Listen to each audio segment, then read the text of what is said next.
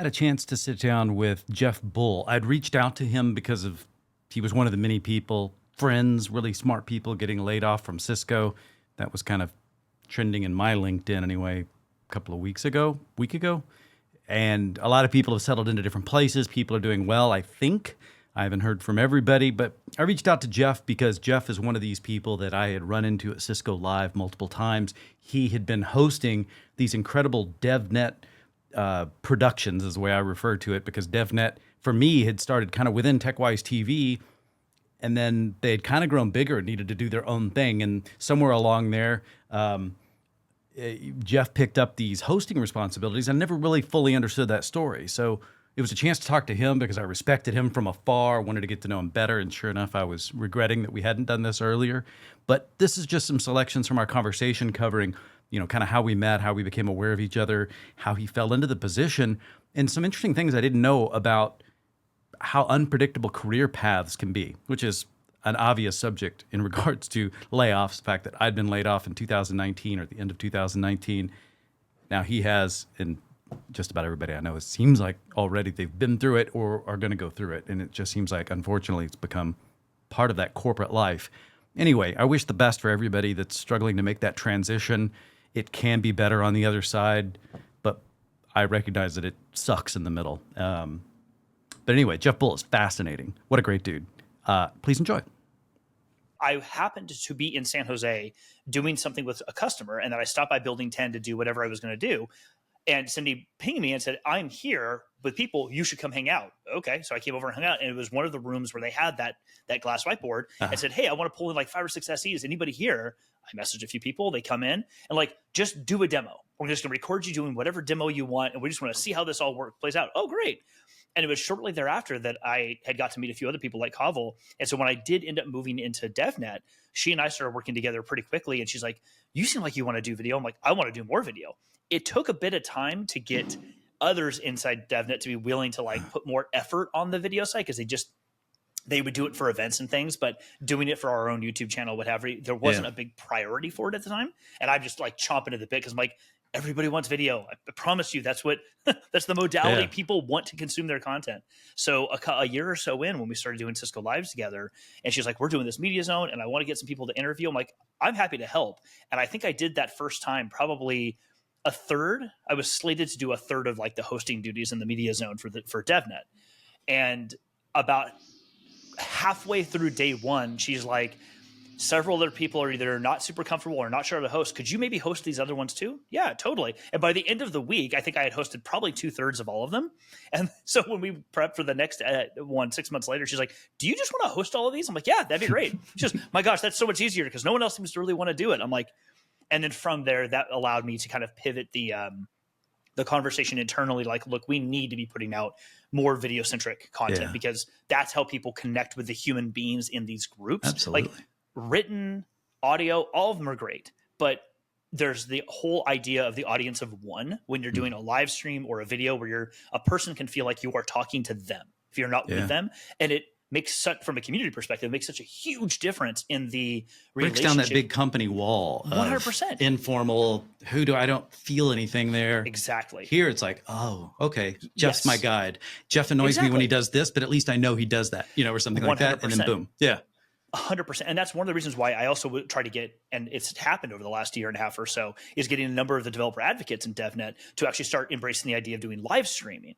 Because at first they were very nervous. What if I make a mistake? I'm like, then you make a mistake. Yeah, that's the human part. Yeah, it's awesome. People love it. It's the behind the scenes of oh my gosh, subconsciously I can see myself in you because you messed up, but you just continued on. Exactly. Wow. That makes me feel a little bit easier, and then I can connect with you. I'm like, it makes such a huge difference. And at the end of the day, all of these things we do, sales or otherwise, they're all community centric. You're talking to human beings. So it turned into a lot, which I've really, really loved doing. I was talking to somebody earlier today from Cisco who still works at Cisco. And I'm like, oh yeah, I'm meeting Rob in a little while. I'm like, I remember watching, my first gig as a network engineer was in 2003 at Harley Davidson. I was there for 8 or 9 years. And I remember one of Jimmy Ray's accounts, I believe, too, actually. Probably. I remember watching you and Jimmy Ray many times on TechWise. I've loved watching it. And I will tell you that you watching your show, and then you mentioned Leo Laporte, listening to, I mocked and stole as much as I could from right. early He's the days of person CNET and him. Yeah. Listening to Twitch or screensavers and all those early days, is what taught me how to practice having the right presence on mic and actually talking to someone, pausing, those sorts of things. And it wasn't until years later that in my various networking roles, I was doing other types of video, but it wasn't for my job. I was a home brewer for a long time. So I did a podcast around home brewing. I had a blog for that. Recently someone you know really well, Ryan Rose, and I did a live stream on Star Wars for two and a half years during the pandemic. It was a blast. Being able to lift up people that have knowledge you don't have, but they're not as good at speaking to it perhaps, but together you make them look good and you can jump in and keep it conversational versus just Q&A. But in the case of hosting, what I've loved about it is it allows me, yourself, and others who are comfortable doing this, whether we're great at it or not, we're comfortable. And that's the important part, is that we can see when a person is struggling with answering a question in a certain way or responding in a certain way. So we know when to jump in and help them out, say something and kind of guide it a little ways, or realize, oh, wait, that question I asked didn't quite land with them. Let me pull that back, but kind of fill that airtime so the person doesn't feel like they have to do it all. Yeah. Some people are great at. Some people you do this and they're like, yeah, I don't have to worry about this at all. It's just going to be a conversation that flows. But there's just as many who are not.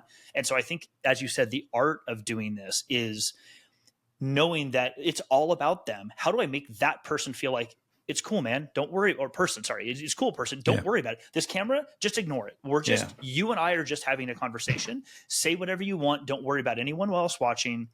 And if you can do that, I think largely you end up breaking down these barriers with people psychologically, that they're willing to, there's that term, be their authentic self. No one knows how to do that. It gets thrown around a lot. But how do I do that? The way you do it is becoming comfortable. Yeah, because you can be too authentic. I don't need to know what you had for breakfast this morning. But on camera, when we're talking, I can help you feel like you can just be you. And it's also kind of knowing that not everyone being themselves is just going to wax poetic on a topic for an hour and be good with it. They still need the help.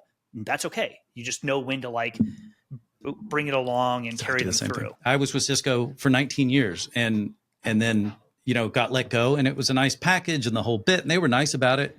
And I'm happy. But boy, was it hard just kind of grappling with all the different mental things with that. Mm-hmm.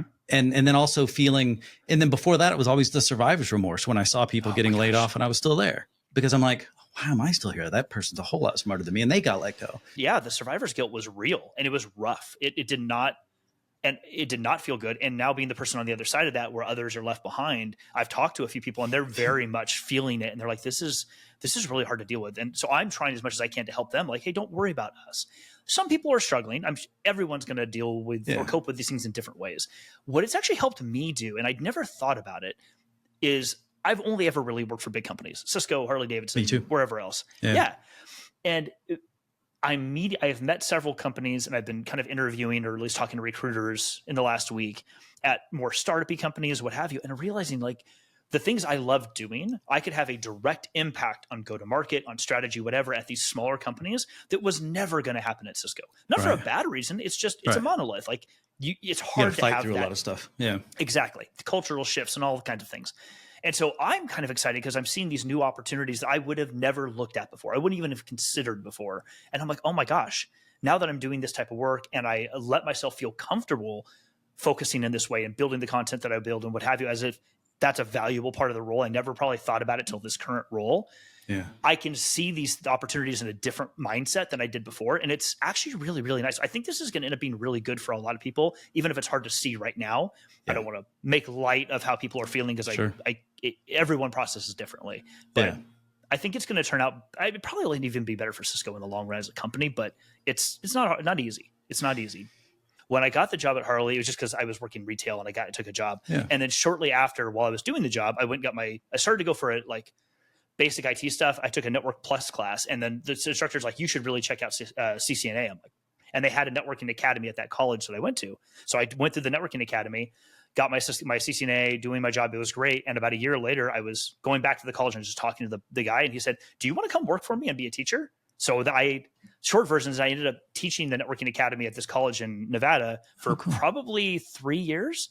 So I taught CCNA. This is back when CCNA was just CCNA. There was no specialties, nothing like that. So I was teaching and doing this full time, and that's where I started. So I was at Harley for a long time, and then I moved on to a couple other companies after that. And each time did something a little bit more network architecture or whatever it happened to be. But yeah, most of my career, even until I came to Cisco and left the customer side and became field sales, was always being a network engineer or network architect of some kind, systems architect, those sorts of things.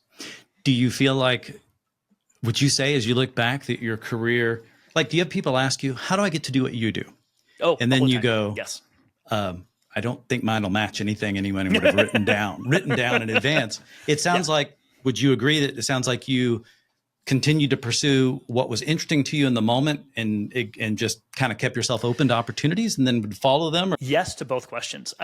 Yes, I stayed with the networking stuff probably longer than I should have. And by should have, I mean very much a hindsight thing. I would not actually redo anything that was in my career. Doing what I did is what got me to this place. There was a program that's lost a little bit of funding in Cisco over the years, but used to be around heavily, was the Cisco high school externship program that would run, which they would actually go out, the high school students would get invited in all virtually, be part of this cohort, all kinds of really cool stuff. And I volunteered for many years with the program leader to be a coach for individuals, as well as to kind of lead a team prepping for their like capstone project. And the question I would always get was like, but how do I get there? Exactly what you asked. Different words, but that question. And I'm like, you don't do what I did. And I'm joking, but also like, your experience, I hate this word experience when it comes to like job, any work that we do, because people think, well, I go just get experience, just get this thing called experience, and now you can get a job. It's like, that's not what experience is. Experience is a collection of things that you experience over a period of time that helps you understand how to do the next experience or what the next experience is you want to have. Some of that is a job title that you have. Some of that's a charity you spend time with. Some of that is friends you have, but they're all experiences that you learn from. It's taking the time to realize what you're learning from those experiences that you can take and tell a story about to whatever the next experience you want to have. And over time, those experiences will lead to something.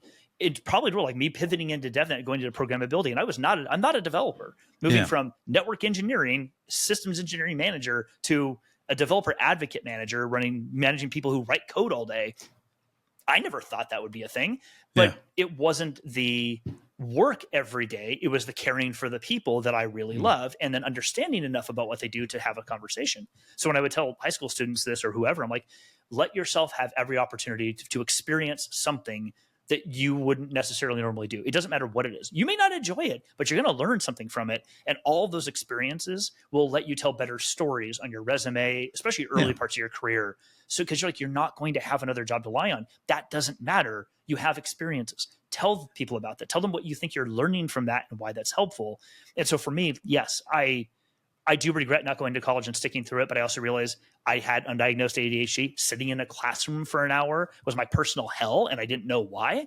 And now I do. I want to go back to school, largely for a psychology degree at this point, because that's just what fascinates me. I like that, yeah. But it's I wouldn't have known that. There's no way I could have known those things before. And I think that's what makes how my career path worked the way that it did.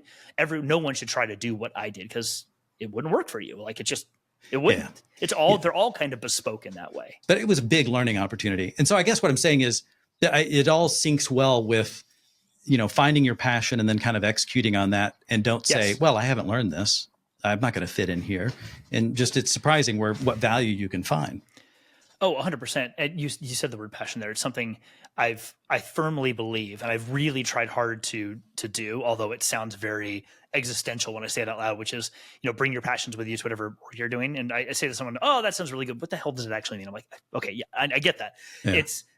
It's this idea of like, you said it, what are you good at? What do you really enjoy doing? It's not that you're going to find a job that always lets you do that exact thing, but how can you bring what it takes to do that well into the work that you are about to do and kind of make that work your own, so that it's not that it doesn't feel like work, but it feels more like something you really can be excited about, even though the work itself may not have been something you were originally thinking of doing. Like you said, going from field sales and what you were doing to being basically a TV host and, a personality, you're like, it's a very different thing, but you brought similar skills with you and you were able to do it really well because of that reason. For anyone listening, at any point in their career, imposter syndrome never goes away. Any of these books or whatever it tells you that it does, or it does not go away. It never does. What happens is you become more comfortable with the fact that it happens in certain situations. And so Yeah. that it almost normalizes for you, so that the imposter syndrome and the feelings you have don't overtake you and prevent you from doing something. You're like, I know I'm going to feel this way. I can still go do the thing. But Yeah. when you're still getting comfortable with that, you're like, oh God, I don't know if I can even do this. But after a while, you become comfortable with the fact that that exists, but it doesn't go away. Like Yeah. you don't just magically one day go, I'm awesome at this and I don't have to ever worry about it. Like unless you're an inhuman person, like that's probably never going to happen. Everyone's going to feel that in some way. You just get comfortable with it. And you kind of like being a parent. Like as you're a parent over time, like they're like, someone's like, oh yeah, it's just going to get harder. Well, I thought it gets easier. No, because this thing gets easier, It just but the next changes. thing is hard. Yeah. It just changes. Everything is hard. It's just a different kind of hard over time. I've started realizing it's not the job title for me. It's the type of thing that I get to do.